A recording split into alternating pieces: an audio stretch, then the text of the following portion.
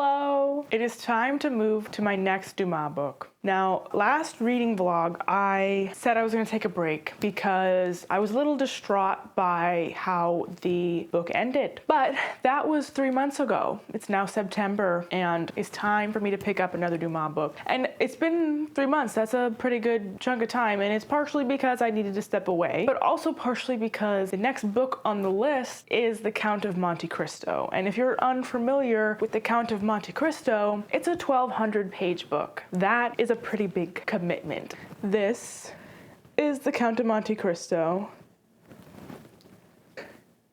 Look at it, 1,200 pages. It's a big book. And you might be wondering, why is your bookmark right there? A chunk already taken? Well, I've already started it. I started it last week, and it's 1,200 pages, so I figured I could get a little bit of a head start, and then that would be okay to not film at the very beginning of the book. I am actually 350 pages in right now, and it is so good. Basically, the overarching plot and what has happened so far is that at the start of the book, we're following a young 19-year-old boy whose name is Dantes, who has his whole life ahead of him. He's a sailor returning home, and he's a first mate on this ship, and a tragedy happened when they were out at sea, and the captain died, and it's looking like he's going to be promoted to captain at 19. That's an amazing future he's got ahead of him, and he's coming home to his fiancée that he's going to marry. Her name's Mercedes, and they're in love, and they're going to get married, and everything's going to be great. Everyone likes him. He's this great guy, except not everyone likes him. Because of his charisma, his charm, his success at such a young age, there are people who are jealous of him. On the ship that he's on, one of his crewmates is jealous that everyone likes him and that he's going to be promoted to captain. He's jealous of him. And then there's his neighbor who isn't necessarily mad at him, but he's kind of greedy and isn't ashamed of borrowing money from Dantes and his family. And then there is a third man whose name is Ferdinand, who is also in love with Mercedes, the woman that Dantes is going to marry. While Dantes was away at sea, he's trying very hard to get Mercedes to fall in love with him, to marry him. And she's like, no, I only got eyes for one guy. So we have three people who are kind of jealous and have malicious intent towards Dantes. And what ends up happening is they anonymously accuse him of one of the worst crimes at the time that you could commit. And that was a Bonaparte agent. And he gets arrested and tried and sent away to the prison. Within the first 70 pages, you get this setup of this young, successful man, and he abruptly, wrongfully gets arrested and sent to prison. And that's basically how the story starts. And basically, the plot of this story is Dantes trying to escape prison and eventually get revenge for who wronged him. When he gets in prison, he doesn't know why they're arresting him. He doesn't know who has done this to him. Only later does he figure out why he was arrested and who caused him to be arrested. Where I'm at, a lot of things have happened, and he has managed to escape the prison. And not only has he escaped the prison, he has found a lot of money. He's found a treasure. He's now the Count of Monte Cristo. And so he's extremely wealthy, and he's out for revenge. Anyway, that's all I have for now. Just wanted to introduce the book, move along this video series. I'll see you when I see you. Bye. Okay. So I'm now just a little bit over halfway through The Count of Monte Cristo. Literally, money is no concern. He can do whatever the heck he wants to do. And he's like, how do you describe it? He's really cool. So he is filthy rich. Money is nothing to him. He throws it around, basically, because he's so rich. And so he's come to get revenge on who wrongfully put him in prison. But he's doing it very slowly and tactfully and methodically. So he's getting acquainted with the three men that wrongfully imprisoned him and their families and everyone in their circle. And obviously none of them recognize him. They don't suspect that he could have not only returned, but be stinking rich and quiet about it.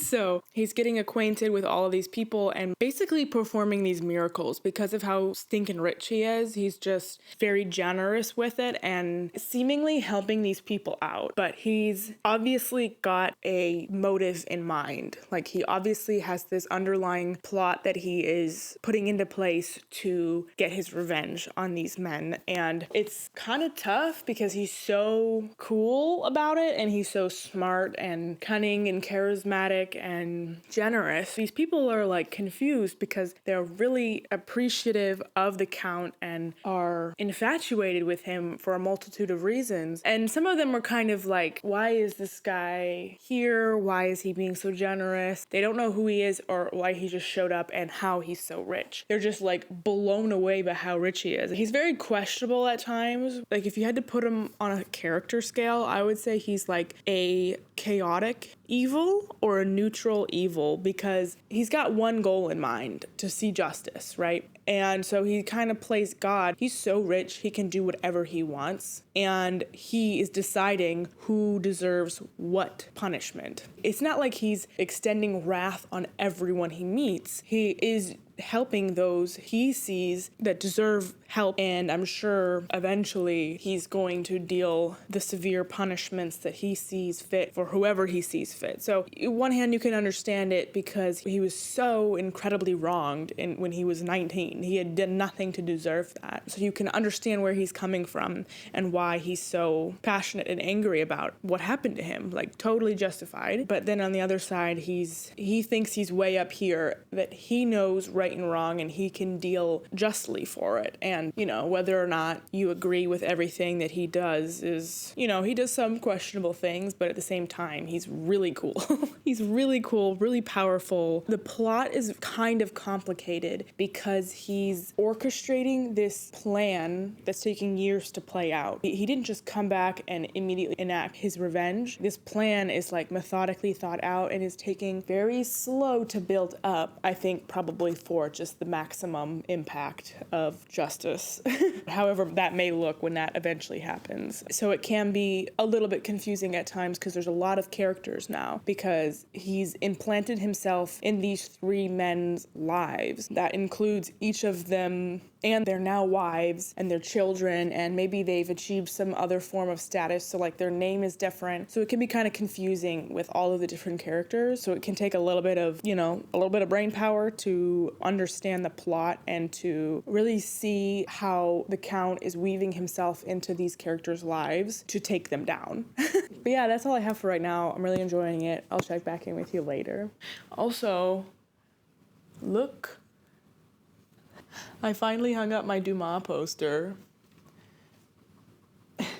It's only been 3 months since I bought it.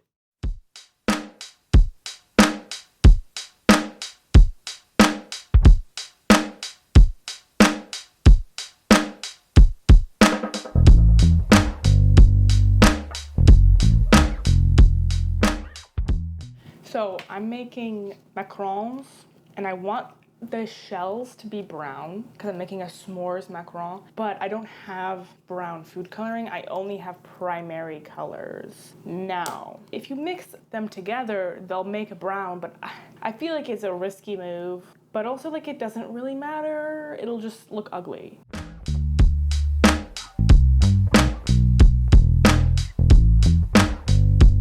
Okay. It's not brown, so I am like 80% through of the way of the Count of Monte Cristo, and it's fabulous. So I'm getting close to the end. I still have like 300 more pages left. This is the scary part of making macaroons. I still have like 300 more pages left. Let's see. Ooh, this looks weird. It's starting to get to the point where the revenge is taking place. One of the men who wronged him is now dead, and the two other ones are starting to be very nervous. This is not brown at all. Like, it's kind of like a gray. People are starting to realize, oh, he's here for a reason. He has some sort of plan going on. When he started injecting himself into all of these people's lives, nobody recognized him. It's been many years and he's very changed, different looking, well-traveled, speaks 5 languages, extremely, extremely wealthy. So nobody recognizes him except for Mercedes, his love that he was gonna marry. she totally recognizes him, but she's kind of like in shock. She's like, there's no way. Like, I thought he was dead or imprisoned for the rest of his life. There's no way this could be him. But she totally recognizes him, and she's kind of like, oh crap, this probably isn't gonna be good. So stuff's starting to go down. Revenge is starting to be had. The first one to die was the guy who was just kind of greedy. Like, didn't have anything really personal against Dante's. He's just kind of greedy and doesn't really care how he gets his money. So, my arm is tired. So when the guy was dying, he was like, what the heck, who are you? Why are you doing this to me? And the Count was wearing a disguise, and he takes off his disguise, and he's like, look at me in my face. Do you recognize me? And he's like, I don't know. I mean, he's literally dying. And so he just like pulls him in and whispers in his ear his name, just like so quietly. And the guy is like just jaw dropped, like, oh my goodness. Good enough. Oh my gosh.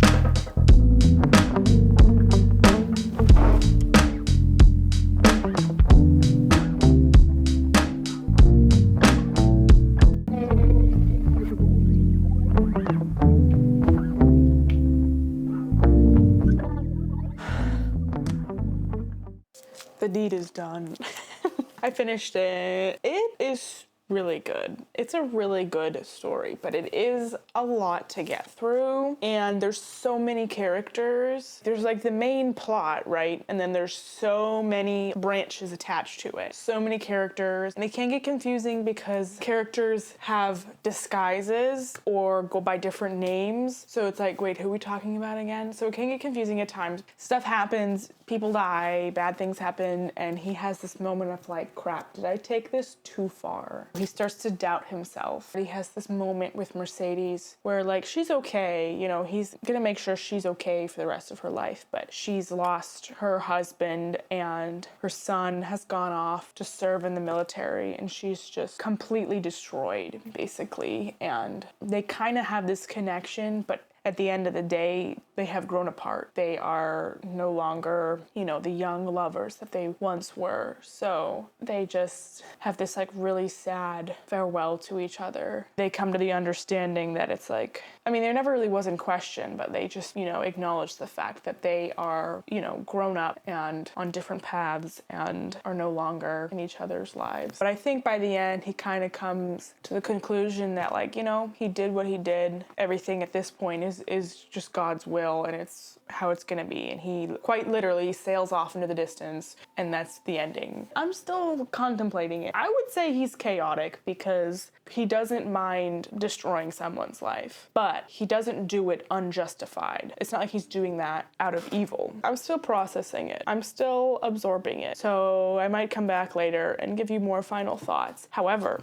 I am going to start the last Dumas book that I own, which is, oh, it's right here. So I'm gonna start the Black Tulip and just tag this on to the end of this video because this is a short book. It shouldn't take me too long. It's still the same day that I finished the Count of Monte Cristo, and I've started the Black Tulip. I really knew nothing about what this book was about. It turns out it's actually kind of similar to the Count of Monte Cristo. It's about a man, his name is Cornelius, and he's been caught up in this political intrigue, and he has been imprisoned for his whole life. But instead of like escaping and enacting this lifelong plot of revenge on the guys who imprisoned him, his sole desires are gardening and specifically trying to grow a black tulip. But when I started it, it jumps right in to the story, and it's kind of like, what's happening? It's a little confusing at first. I'm only 40 pages in, and I go and I skim the introduction, and basically this book is based on a historical event called Tulip Mania. I had never heard of Tulip Mania before, so I skimmed the introduction, read a little bit about it. Turns out, around 1634, in in the Dutch Golden Age, for some reason, the price of tulip bulbs was extremely inflated. In the introduction, it compares it to like the price of a house at that time, which is crazy. And I also read some stuff on Wikipedia, which says that for one bulb, you would have to trade a silver drinking cup or 1,000 pounds of cheese, 8 fat swine, 4 fat oxen, or 2 lasts of wheat. And a last is a unit of measurement at the time that I believe is about 640 gallons for one bulb. Can you imagine? So that's where this is taking place. And this guy is a gardener and he's just trying to grow a black tulip. And that is what this book is about. He gets imprisoned and he still is trying to grow this black tulip in prison. So we'll see how it goes.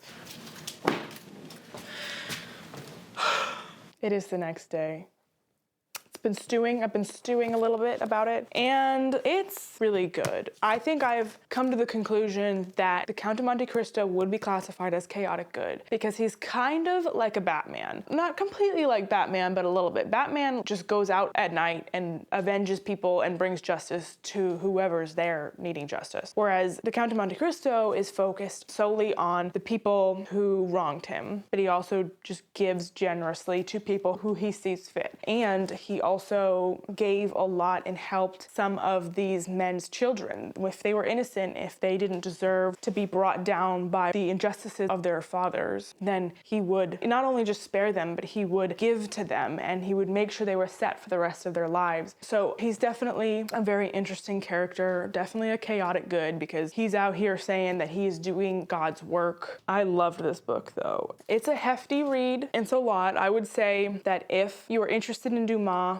and interested in the Count of Monte Cristo, but you weren't a really serious reader and you don't really have a muscle built up for reading because this takes a lot to get through. And if you wanted to tackle this, my recommendation is to just take it in little pieces at a time. Either start with a page count goal or a time goal. But if the page count is just too intimidating, there is an abridged version, which is significantly shorter. If you want to give Dumas a try and you want to try the Count of Monte Cristo because it's a sick plot, totally just try the abridged. Right now, where I'm at, The Three Musketeers is #1. I love The Three Musketeers with all my heart. I've read it 3 times. I love that book, but I also know it really well. This, however, it doesn't dethrone The Three Musketeers, but if anything, it sits beside it. I'm still gonna put it just under The Three Musketeers for now because I've only read this once. I think if I were to read this multiple times like I have The Three Musketeers and like really dove into it as much as I have The Three Musketeers, I think I would have a really hard time saying that one was better than the other. And I'm gonna tack my final Dumas book onto the end of this video because it's very short. It'd be a nice change of pace. I'm halfway into this. Just the fact that it's a nice short story basically, I mean, compared to the Count of Monte Cristo, it's kind of relieving. And I'm kind of reading this like, yes, I only have 100 more pages left. Probably just gonna read this and then have one more update and then we'll be done with reading Dumas for now. I've completed The Black Tulip, which means I've officially finished all the books that I purchased to read more Dumas. This book, I think, is not one of the most impressive works of Dumas, and partially that's just due to its size. I mean, not saying that small books can't be good. Small books can 100% be good, but if you've read a lot of Dumas, I think it's clear that his strong suit is these really long stories where there's a lot of character building, and in such a short book, you can't really build a character as much as I think he likes to do. But this is a really good, short, sweet story that kind of ends really nicely. So him and Rosa, his girlfriend, I guess, do successfully grow the black tulip, but then his neighbor who's jealous of him takes credit for it, and there's a lot of back and forth on who deserves the prize of growing the black tulip. It's really short and sweet, but still a good story and still definitely Dumas. So Dumas is a really good writer. So if you wanted to read Dumas but are intimidated by the size of his classics, maybe pick out the Black Tulip to start. I mean, I would suggest if you want to read Dumas, Three Musketeers, 100% Three Musketeers all the way, every day. So what is the conclusion after reading all this Dumas? Well, so these are all of the Dumas books that I read. If you haven't seen any of the other Dumas videos, maybe you want to check those out. Ranking them in order from favorite to least favorite. Favorite, Three Musketeers all the way. Then The Count of Monte Cristo, a close second. And then 20 years after, and The Black Tulip, I would also say are interchangeable. This is not a good ranking system. And then last is definitely The Man in the Iron Mask. That book destroyed me. I think I would have to say that Dumas is my favorite author, just because he's definitely one of the authors that I've read the most from. That's not a shock. I'm glad I got to read all of these good books. So I was thinking that this was gonna be it for Dumas. I read all the books that I bought, that this was gonna be it. But look what I found. This is a biography. Very strange print, a very not exciting edition, and it's like, the spine is bent. I mean, it's used. I have no problem with used books. And the font is huge, and just like, clearly nobody really is reading this. I saw it and I was like, okay, I have to. So I do have another Dumas book. It's just his biography and not a fictional, fun, swashbuckling good time. Anyway, that is not for now. Well, that's all I have. It's over. Dumas is over. That wraps up my Dumas series. I hope you enjoyed. Stay tuned for more videos if you're interested. Thank you for watching, and I will see you later. Bye!